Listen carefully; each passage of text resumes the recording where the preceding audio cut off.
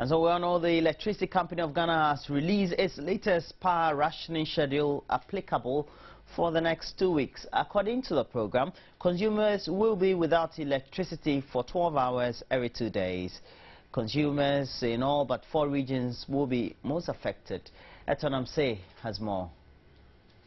The ECG explains the country is currently shedding 160 megawatts of electricity during the day and 350 megawatts at night when most consumers require power.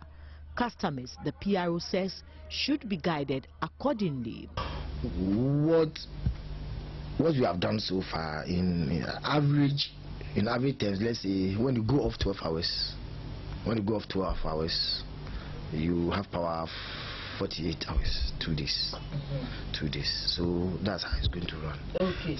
There's a slight variation in some regions because of the load they are managing. Some regions are smaller regions. For example, in the Volta region, they have a very small, their load is very small. Therefore, when they go off for 12 hours, they will have power supply for about 72 hours. In Acquah, when you go off for 12 hours, we give you supply for 48 hours. You understand? So it's not even. It depends. Yes, it depends on the region you are in. The schedule, he says, has been designed to ensure vital installations such as major hospitals and industrial zones enjoy a reprieve. The guide is for 2 weeks. This particular load shedding guide that we have published is for 2 weeks. For 2 weeks? Yes. But it doesn't mean that the load shedding will end. No. It does not mean that the load shed is going to end in 2 weeks' time. We are saying that since it's temporal, and then we expect the experts in the generation industry to give us an update of what is going on in the system. Okay.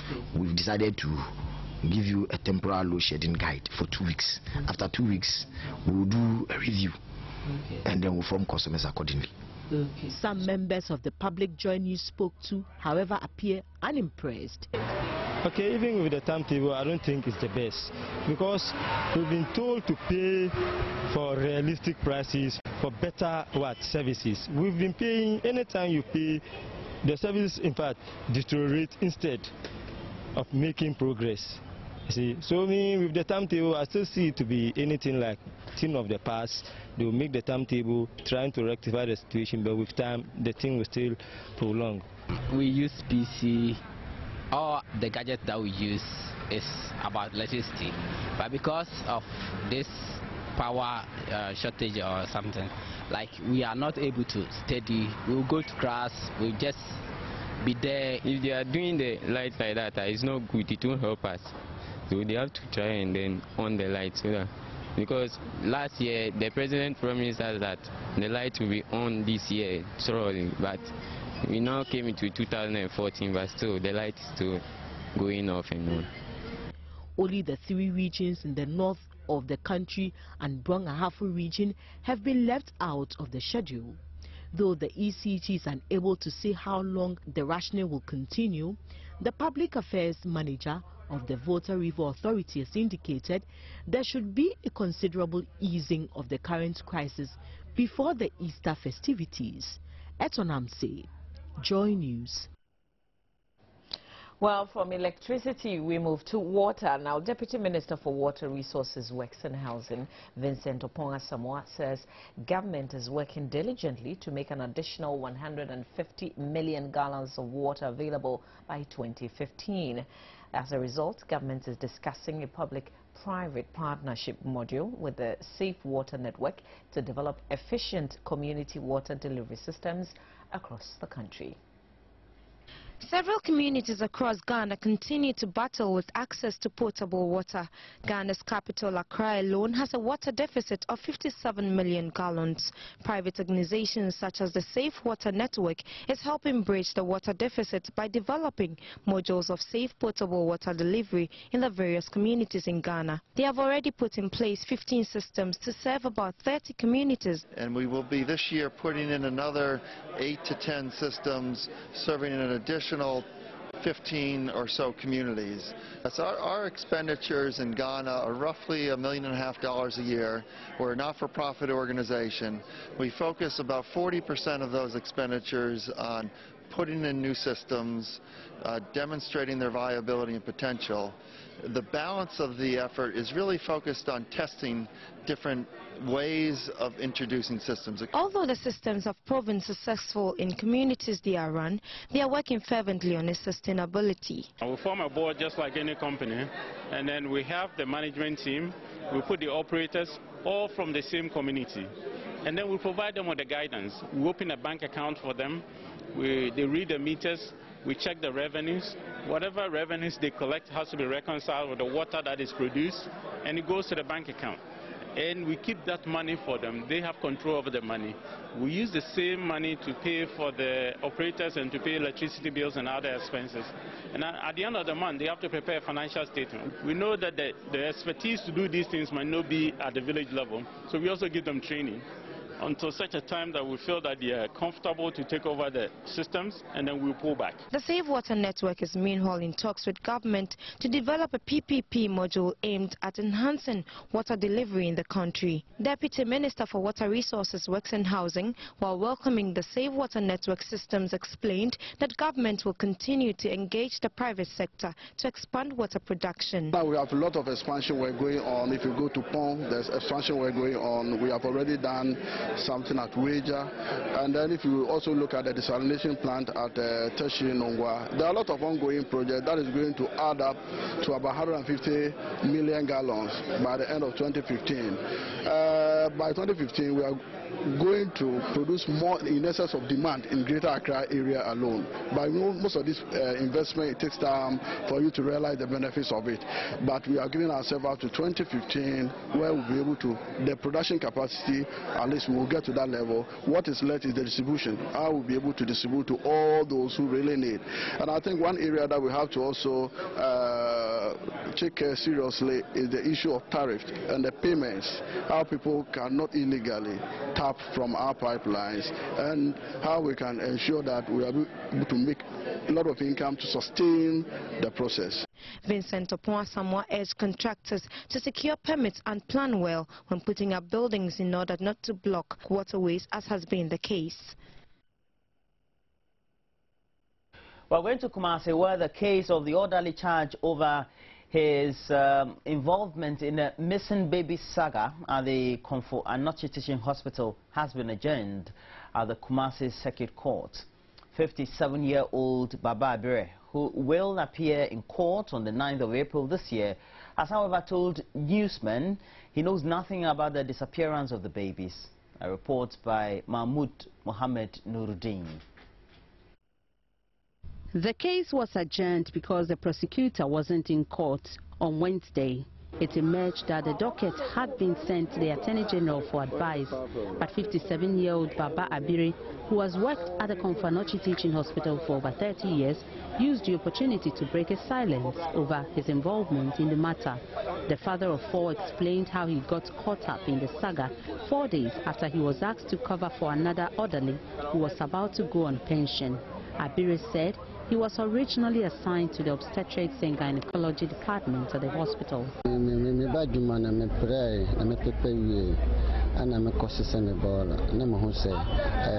Abortion.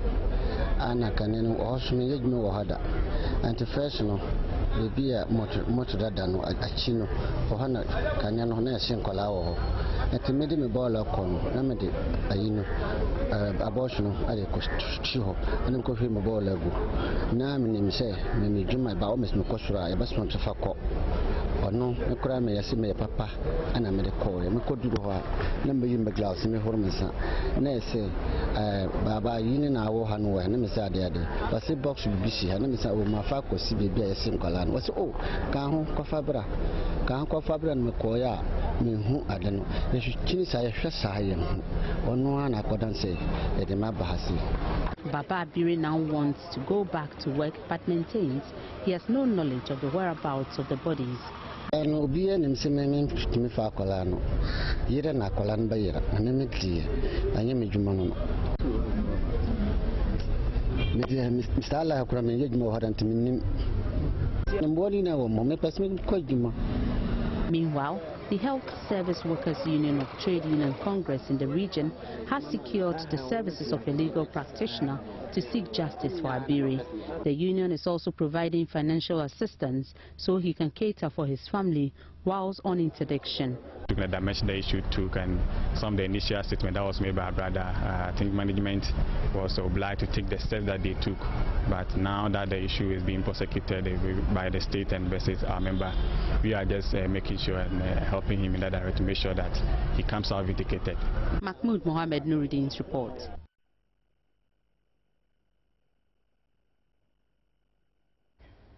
Well, junior nurses and midwives in the Volta region have issued a March 31 ultimatum to government to pay their unpaid salaries, which have been outstanding for some 11 to 18 months.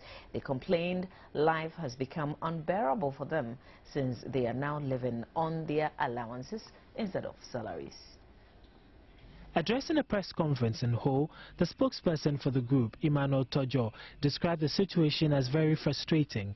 According to him, community health nurses posted to various communities in the region over the past year have been taking off their allowances for 4 months now. He pointed out that their attention was drawn to a recent directive by the finance minister backdating appointments, promotions and reactivation dates of junior nurses and midwives. But the directive, according to Emmanuel, will negatively affect the payment of their salaries, which are already in arrears. While petitioning stakeholders to intervene on their behalf, the junior nurses and midwives for justice say they will advise themselves if they do not get a clear response to their concerns by March 31, 2014.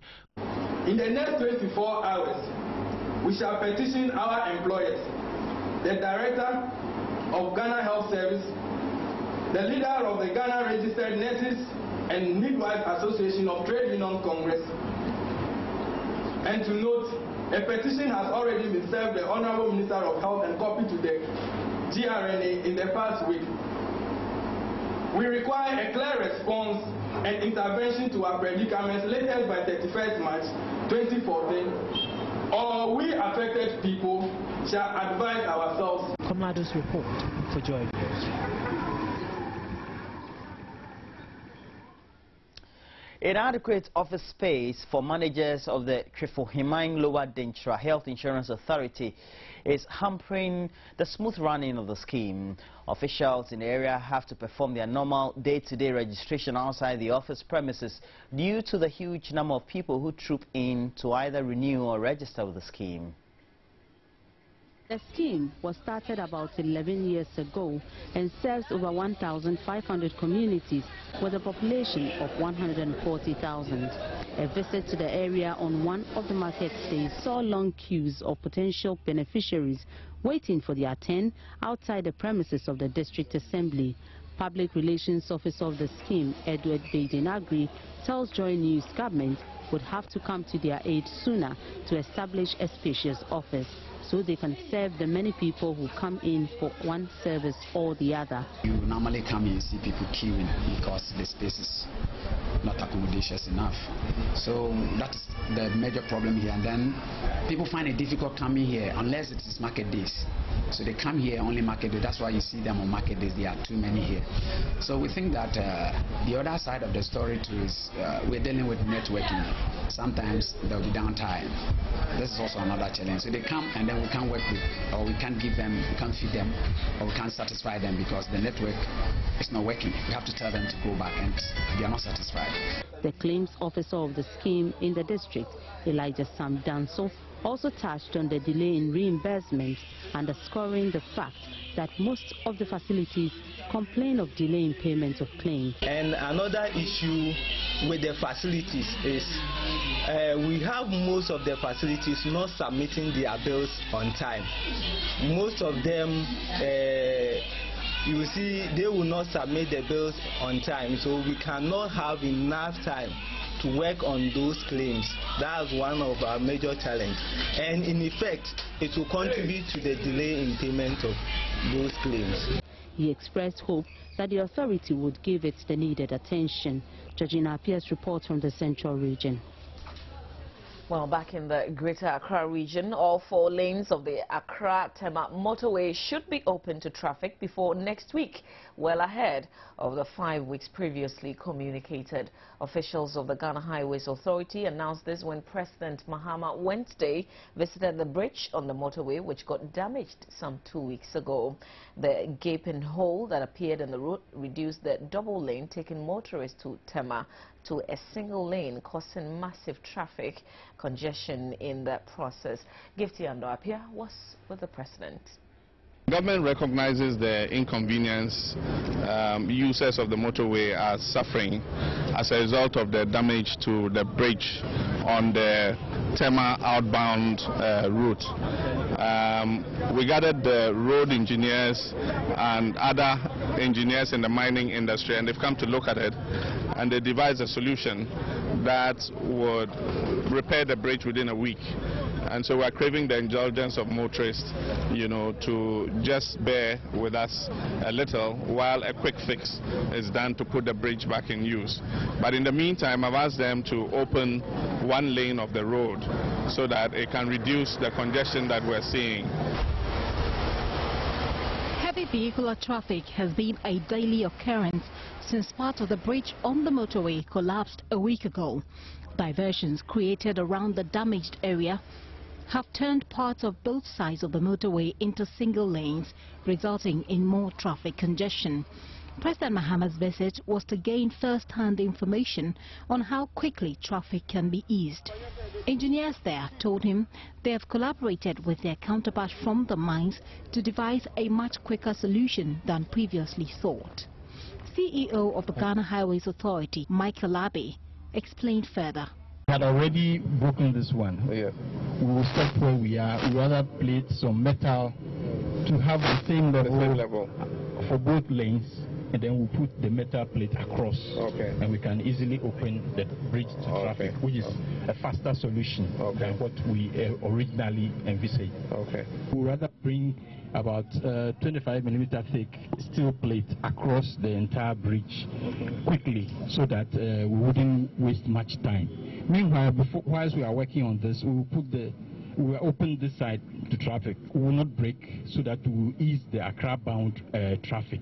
Okay, so you open the Accra-bound? Yes. While you fix it? We will fix this one to bring it to the same level as the concrete layer here. Okay. Then we'll put a steel plate across the entire bridge, and then we will let the normal traffic flow over the 2 lanes, and it will hold. President Mahama said he'll hold them up to the timeline they've given. You've seen the inconvenience to motorists. I mean, the tailback is almost from the toll booth. Yeah, and I mean, as the major artery that connects Tema and Accra, and especially with the port, yeah, the inconvenience is terrible. And so I'll hold you to your word. Let's say about 4 days. Maybe 1 week. We will finish 1 week. We will finish everything. Within a week? Yes, sir. Okay, all right. I'll hold you to that. I'll come and inspect again and make sure that it's ready. Yeah. He urged them to start devising alternative routes in anticipation of an earlier announced total reconstruction of the motorway into 6 lanes. Eventually, the intention is to redo the whole motorway. Yes. Into a major 6-lane, yeah, 3-lane, yeah. So we need to start preparing.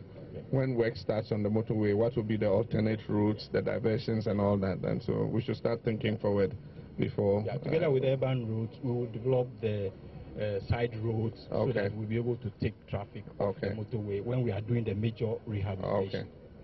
After consulting with the engineers, he supervised opening of the undamaged side of the route to improve the flow of traffic there.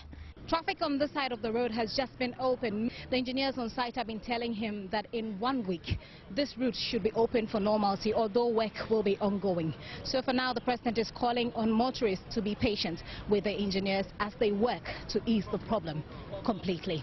For Joy News, Gov't Addo, Accra. The Mayor of Accra is seeking the assistance of the Local Government Committee of Parliament to secure more funds to address the city's environmental challenges. Dr. Alfred Okovan-Depoy told members of the Select Committee of Parliament when they paid a working visit to the Assembly.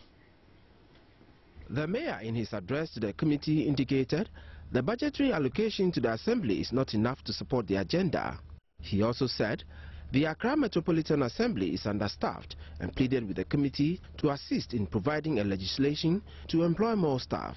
AMA, as the capital city, must be given some consideration, because we know that we are the capital city, and we believe that if you put your voice in it, and we are giving consideration to give us enough, staff to be able to meet the challenges of the time, once we are waiting for a law that can be. Chairman of the committee, Dominic Azuma, who commended the efforts of the assembly, assured the mayor of the committee's support. We were here close to a year and a half ago, and we were briefed by the chief executive of efforts being handled or being put online to address this critical concern. That was after we had visited a number of landfills. And I'm so impressed to have seen what action has been taken immediately to transform the place from a landfill to that kind of land now used for other purposes. I think that we must commend you highly for this wonderful show of commitment. And the mayor outlined some of the challenges he is facing in his efforts to relocate swamp dwellers at Old Fadama. Some day ago, I received a letter from the British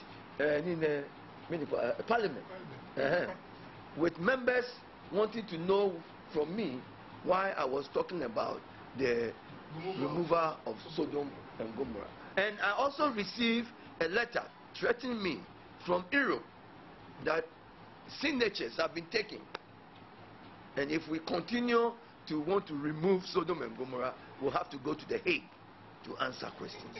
They were taken to some of the facilities put in place to address the sanitation challenges in the city.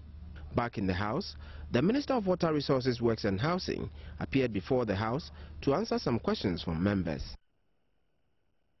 Well, flag bearer of the new patriotic party, the NPP, during the 2012 elections, Nana Akufo-Addo, will today announce his political future. His aide, Mustafa Hamid, says the announcement will be a surprise in spite of the speculations. According to him, people are only guessing or speculating, but until that announcement is made definitely and explicitly, no one knows. The NPP's 2012 presidential candidate is expected to make the announcement whether he will contest to be the NPP's candidate for the 2016 general elections.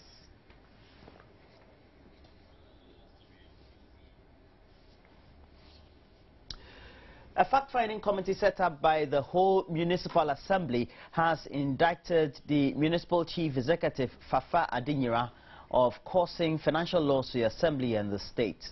The Municipal Chief Executive is said to have taken funds from the Assembly's coffers to refurbish her office and official residence without following due process.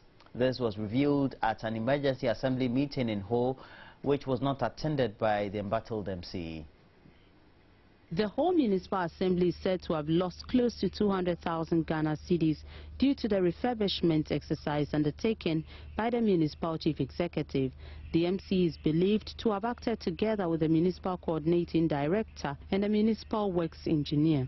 The total sum after the whole work was done, total 7,904 Ghana cedis. Curtains in the office were bought by the Municipal Executive to replace the old ones. Renovation works at the Municipal Chief Executive President have not been budgeted for in the 2014 approved budget. The estimated cost of renovation only on the Municipal Chief Executive President per the bill of quantity as prepared by the Municipal Works Engineer is 180,000, and this does not include furniture and other household items. According to the committee, the refurbishment exercise amounted to financial loss because due process and the procurement law were not followed. This was the state of the MCE's residence when On Joynews visited the premises. The committee has meanwhile recommended that the MC's residence be restored to its former state at no cost to the Assembly, and has also asked the works engineer to be replaced with a more competent person. The committee has also called on the Presidency and the Local Government Ministry to apply the necessary sanctions on the whole Municipal Chief Executive.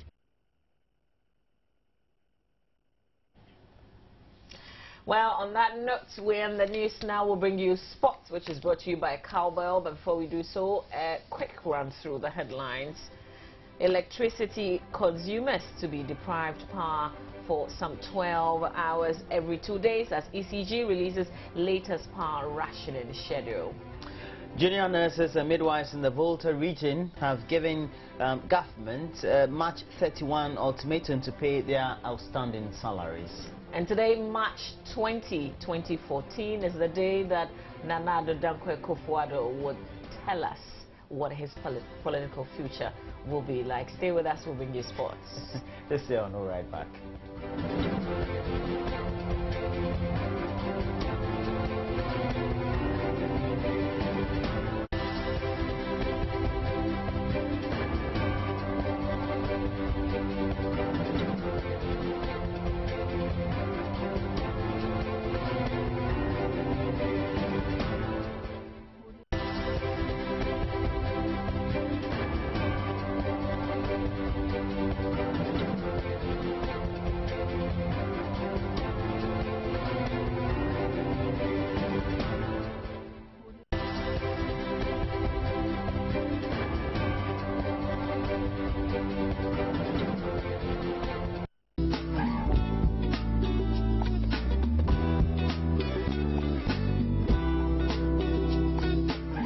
I am Baba Chando. Time now to talk sports, brought to you by the kind courtesy of Cowbell. Now we begin with what happened last night in the UEFA Champions League. Manchester United, they put up a spirited performance to edge out Olympiacos, coming back from a 2-0 deficit. They were able to beat their Greek side by 3-0 to advance to the last 8.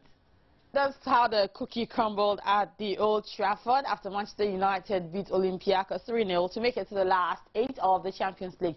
Dortmund put up a similar performance against Zenit in Petersburg in Germany. Certainly ecstatic faces in Germany after that spirited performance. Now, let's come down to Ghana. And yesterday, the Minister of Youth and Sports had his chance to meet the press.